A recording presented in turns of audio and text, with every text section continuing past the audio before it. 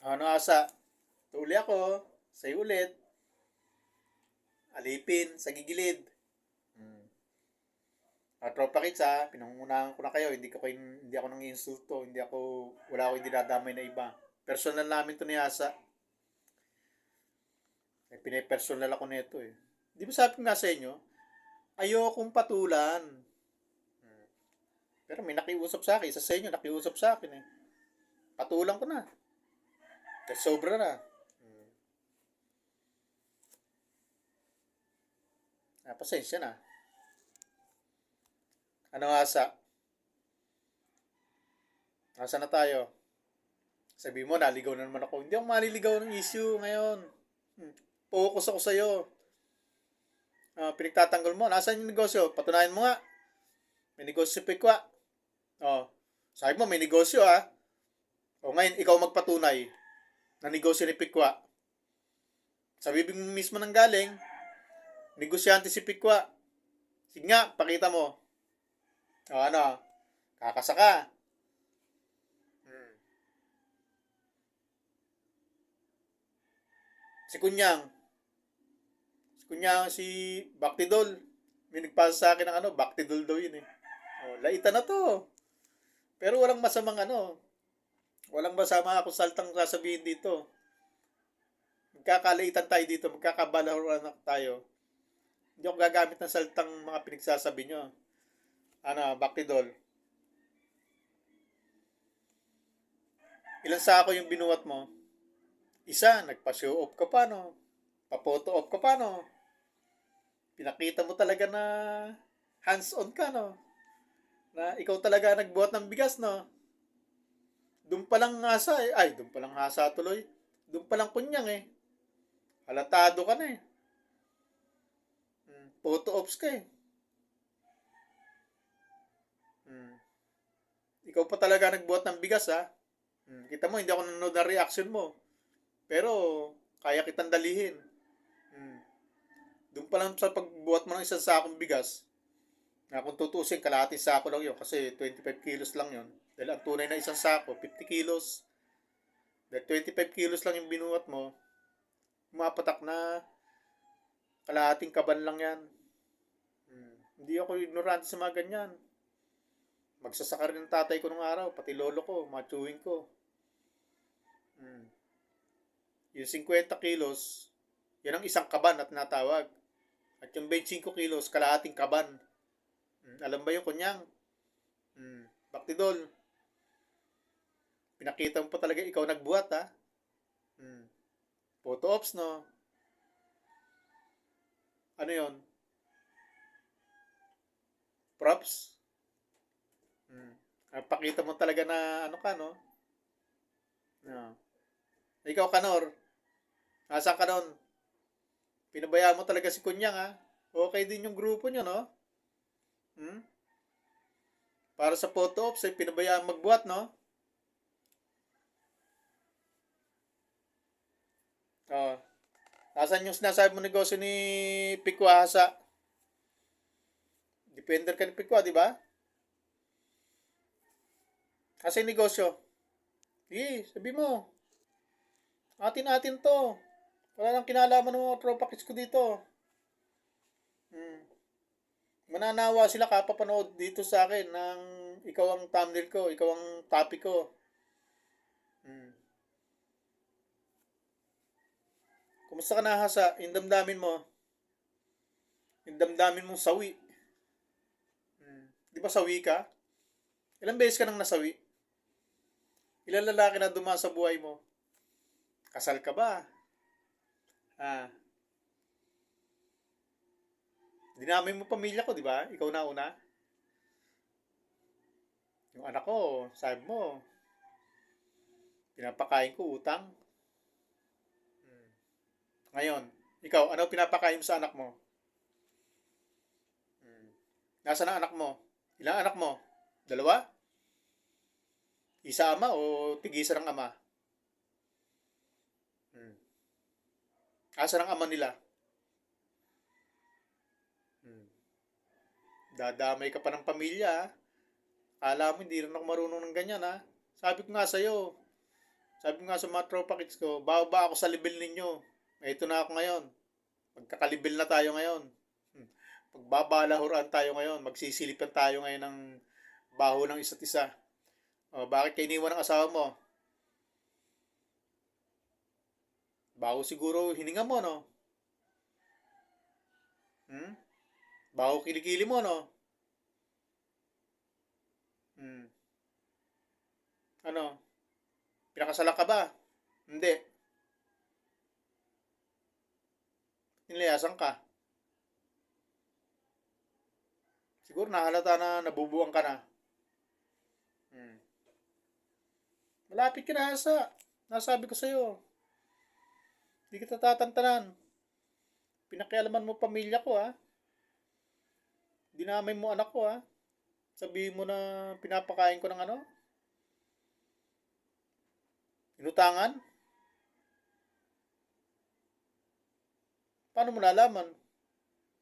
Saan ka kumuha ng impormasyon mo? Sigurado ka ba dyan? Hmm. Sabi ko nga sa'yo eh. Ba't hindi mo sabihin yan sa amo mo? Sa dinidepensahan mo? Si Kanor. Hmm. Si Mang Kanor. Hmm. Ba't hindi mo sabihin yan doon? Yun ang umamin. 100,000 utang. Baka hindi pa lang yon. Baka yung pinambili pa doon sa bahay niya, pinakitaan ako ng deed of sale. Baka yung pinambili doon, utang din eh. Sabi ko, baka lang. Pero sigurado ako, doon sa bubong niya, utang daw yon. 100,000. Sa home credit. Pre-note pa niya home credit. Hmm. Ano? Ba't hindi mo sabihin sa amo mo yan? Hmm. At yung sinasabi mong isa pang amo, si Pikwa, ano? Negosyante? Asan ang negosyo? Sigurado ka ba? O sige nga, pakita mo akong negosyo. Paulit na naman tayo. Kulit mo kasi. Negosyo ang pinagsasabi nyo. Nasaan? Saan ka nakakita negosyante palipat-lipat? Anong negosyo niya? Turon? Bananakyo? Yung pwede. Kahit magpalipat-lipat ka ng bahay, pwede. Pero yung sabihin mong negosyo, sausage, ukay-ukay, nasaan? Sabihin, pag lumipat ka ng bahay, lipat mo rin yung sausage mo?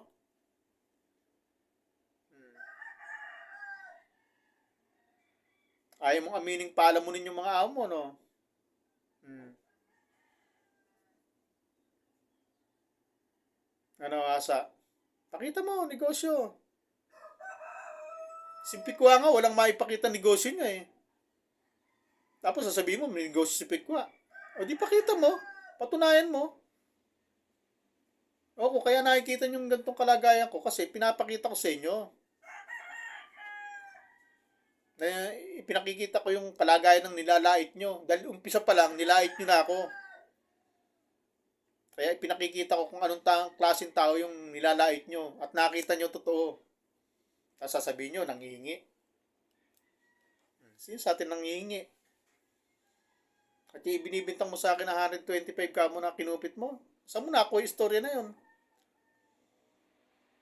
Isang vlog ko, isang video ko nakita mo na hinanapan kita ng 125. Doon pa lang eh. Pakita mo nga, sige nga oh. Ah. Ano, ipakita mo yung sinabi ko na hinahanapan kita ng 25. Ano, 125. Huwag na tong naka-polo ko ha. Ang ipakita mo, yung naka-ano ako. Kasi dito sa, ano to, pwede mong, ano to, pwede mong gamitin na hinahanapan na kita. Nasabi mo, hinahanapan kita. Dahil dito ko sa video na to nabanggit na hinahanap ko sa yung 125. Hanapin mo sa ibang video kung meron nun. Sinungaling ka. Halatang halata ka ng palagawa ka ng kwento. Yung mga kalaban ng babae yung naghahanap sa'yo nun eh. Yun ang sumisita sa'yo eh. Tapos sa akin mo ibinunton? Sa akin mo ibinintang? Ano? Nasira na ba talaga ulo mo? Bakit bakit pati yung ibinibintang sa'yo ng iba, sasabihin mo na ako nagbintang sa'yo nun? Ano, 1.8 yung pinadala, tapos 1.7 ang binigay mo?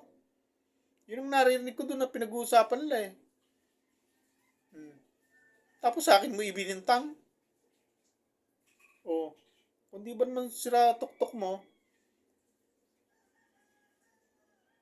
saan mo nakita yon na hinanapan kita ng 125? Hindi ko nga alam kung ano yun eh. Hindi ko nga, wala nga ako alam tungkol sa pera na yun eh. Sila lang nagbabanggit nun eh. Bakit sa akin mo ibinintang? Ano? Ang ilan na ba ito sa'yo? Tatlo. Tatlo kahapon. Tatlo ngayon. Oh, pwede na. Bukas, tatlo uli. Hmm. Live ka pa para ma-reaksyonan kita. Kapraso lang pinapanood ko sa'yo. Walang kakwenta-kwenta talaga eh. Puro kwentong barbero lang eh. Tapos puro tawa mo na, tawang pagak. Tawang hungkag. Tumatawa ka para maipakita mo na tumatawa ka. Pero pagbalik ng mukha mo sa camera, lungkot pa rin. Ano? Walang asawa, no? Walang siyota dyan, no? Hmm? Kailan kayo makikita siyota mo? Kailan kayo makikita ng mga anak mo? Baka pag nagkita pa kayo nun, mamura ka pa nun eh. Hmm. Kasi imbis sa kanila mapunta yung padala mo, napupunta pa sa iba. Kaya naghahapit ka, no? Para masuportahan mo yung mga nandito sa Pilipinas mo. Ikaw, wala ka namang gastos dyan eh. Libre ka dyan eh. Pwede kang magnakaw ng pagkain dyan eh. Pwede kang mangupit eh. Yung mga Muslim eh, ayaw kumain dahil Ramadan. Ikaw, tumitira ka eh. Hmm. Di ba?